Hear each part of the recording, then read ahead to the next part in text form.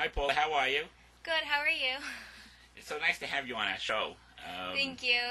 Thank you so much for inviting me to your show. Well, you're a part of one of a bunch of elites that we just had on. So, and we're interested in your career. So, I have some questions for you, and I know you will be able to answer them perfectly. I know you're good at this. You seem to be a natural star. Seems to come easy to you. I've heard that a lot. I know. We've seen your shows and stuff like that, and you deal with other artists too that open up for you, and you open up for them and stuff like that. And you guys do a great job in Miami, I believe. Am I correct? Yeah, all over South Florida. All over South Florida, right? Especially Miami. I know you do a lot of stuff there. Yeah. Good. Okay. Well, then let's start from the beginning. How did you get started in singing and in the music? Well, actually, it's a really funny story.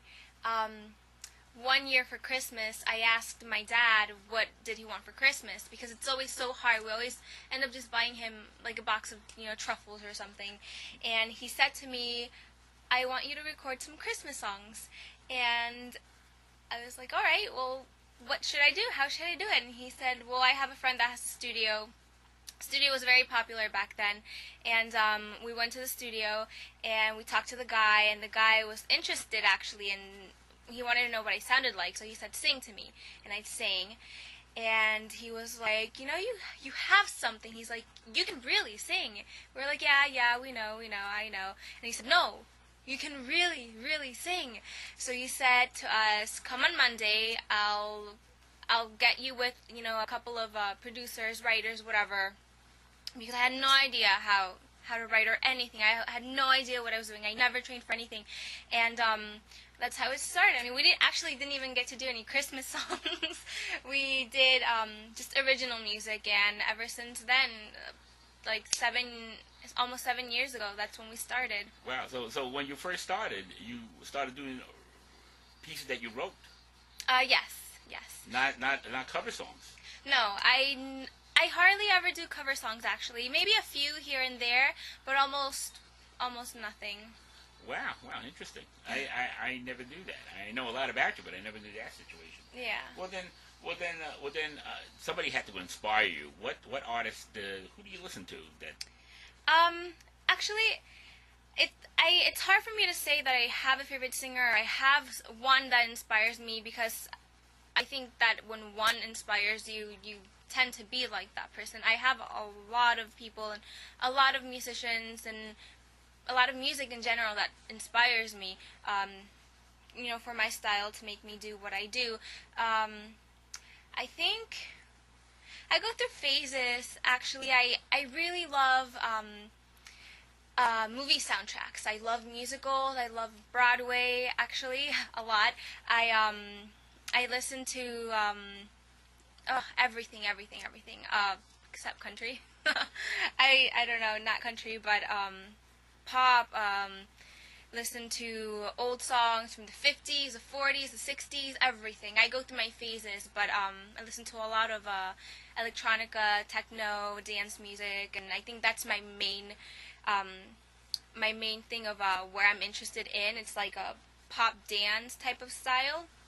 And it actually has evolved a lot through the 7 years that I've worked, but I think that's where I feel more comfortable. That's where I think I'm supposed to be, where I feel, that I'm right. So there's no one in particular then? No one in particular. That's what I was driving at. I was wondering what artists or other artists that are out there that sort of inspire you. You're talking more about the music end of it, the actual instrumental part of it that inspires you. Yeah, I don't know,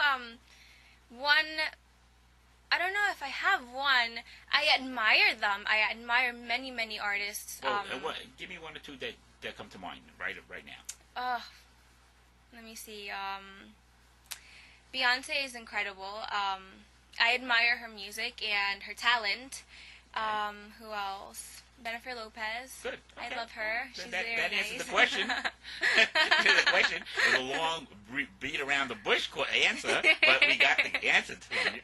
Okay. The next thing is, let's get back to what you started with. You actually started with writing songs. Mhm. So I know you said you were doing a lot of stuff, but what actually inspired you to actually write the lyrics and the music in particular? What actually made you feel to write lyrics and music? Because I know you do both. Am I correct? Yeah, both. Okay. So then give me some insight. I think a lot of personal experiences in relationships weren't always the best, and I think a lot of people have more failed relationships than good relationships, and I think that's where people can relate to the most. Whether it's at a time period where everything was good, but most of the time it always goes sour because you don't have 10 people that one is supposed to end up with. You have many, so through trial and error, you go through a lot of things in relationships, and I think that's where I get most of my experiences, because they weren't very good relationships. But personal experiences with family, friends,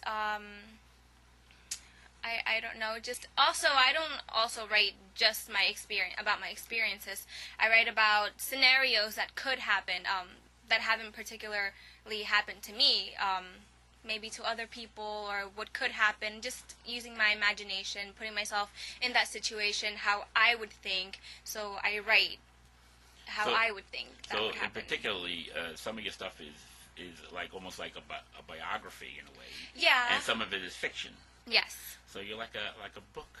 Yeah, it's like a book. And it's actually so funny because when I have like my first official tour, like huge tour, I kind of already know what I want it to be like, and it's gonna be kind of like a book. So it's gonna go through parts. It's gonna tell a story. It's not gonna be all right. Go to set 1, go to set 2, and do this song because if it's in here with that, like I want to incorporate a little bit of everything, like dancing and acting, and just have it be almost like a play, but a truly Paula play. Good. Okay. Well, now I know you work with other people. Mhm. I know your father's a big inspiration to you. Huge. I know he's the one who he pushes you in And everything, and he does it. And he does it in a nice way. Yes. I have seen stage parents, and they sort of drive the children out of their minds. Your father seems to be like more supportive than pushy. Well, it wasn't always like that. I think at the very, very beginning, he expected a lot from me, and he expected a lot. He wanted end results right away, and I think it took him time to realize that it's not going to happen in a year. It's not going to happen in 2 years, and I'm actually glad that it didn't, because I feel like I'm so much better now than I was back then. So at the very beginning, he was pushy, and we got into arguments, but now he realizes that that's not the case, and for something to be right, it takes time. Okay. So the gentleman that I know is totally a different gentleman that you first started out with. Well, when it comes to that aspect, he's always been a wonderful, wonderful father. Yeah. I love him with all my heart. He's a great person, and I know he always wanted the best interest for me. Okay, so who actually works with you? I know there's some guys who work on tracks and some other, I guess, is it just men, boys, or guys, or actually, is it some females? That's really funny. I think I only work with men. You only have work with men then? Yeah, not that I only work with men because I feel like they're the only people that I can work with. It just happened. I just only work with men. Would you like to mention anybody's name who you work with? Yes. Actually, my best friend, when I met him, it was the very, very first day that I got into music, and we've been best friends ever since. Blaze Hunter, he's a rapper, he's a writer, he does everything. He's incredible. And I've also worked with Manny Benito. He's worked with Jennifer Lopez and Mark Anthony and a lot of artists, Mariah Carey, Celine Dion, and he's amazing. I've also worked with Enrique Iglesias' first manager / vocal trainer, Mario Martinelli, and I work with him. I work with, I guess, who now I consider good friends, Omar, Leslie, Jay Smooth, which he's really, really popular down in South Florida. He's actually really amazing performer. If you notice on our first show that we ever did, Andrew and Sean, and they said who's that inspires them, who's their hero. They said Jay Smooth. So that was so funny. But I loved it. That was funny. But it was good. It goes to show you that you don't have to be a major superstar to be admired and to be, and people look up to you like that. So it was good. Okay. And I actually wish that he would get more recognition, because I know he would inspire more people than just the ones down here in South Florida. I wish him, actually, all of them, lots and lots of luck, because they're all talented. I mean, they all contribute to what I do in one way or another, and what I have, I think it's amazing, and, what they have is incredible. Good. Well, just to bring some of us together, because I know I've been vocal coaching you for quite a while now. Yes. So, how has that helped you? Vocal training? My vocal training. Oh, well, definitely, my voice has been able to stretch out a lot. And when I first started, we thought that it would be impossible to get to where my vocal range is now. I think breathing exercises really helped me out a lot in the studio, because it's different when you sing live. It's different when you just sing for fun. But I think that breathing exercises are really important. It keeps me motivated, because even though I don't perform for a while, it could be months, coming to vocal lessons, it keeps me inspired to, keep going, and it's good for my vocal training as well.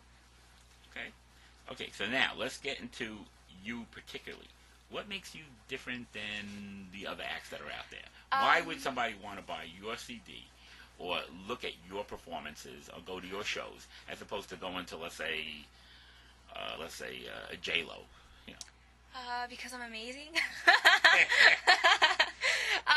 Because I think what makes me different